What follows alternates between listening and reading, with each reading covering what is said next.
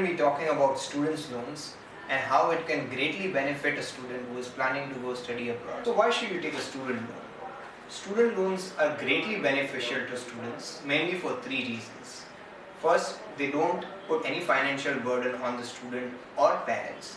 Secondly, you are not limited by any college options because of the amount of loans you can take from the bank.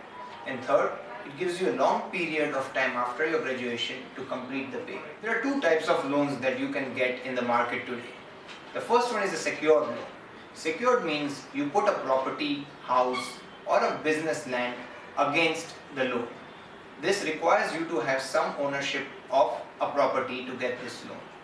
The second is an unsecured loan in which you do not require any property or land and you get the loan based on your parents' income and your merit performance in school or college. There are three types of institutions which can give you a loan. The first ones are public banks like State Bank of India or Bank of Baroda. The second is private banks like ICICI Bank, HDFC Credila and Axis Bank.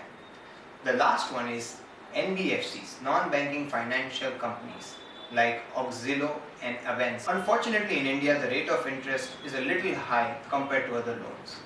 For a secured loan the rate is around 8.5 to 9% and for an unsecured loan the rate could be from 9.5 to 10%. Public banks will generally have less interest rates than private ones. Contrary to popular belief, you don't just get the loan for your tuition fees. You can also get the loan for your living costs, laptops, flight tickets and other small costs that you can incur while studying abroad. The best part about student loans is you start paying after you finish your studies. This means that during your time of studies you just have to pay a simple interest to the bank. The principal amount you have to start paying after you have graduated from the universities.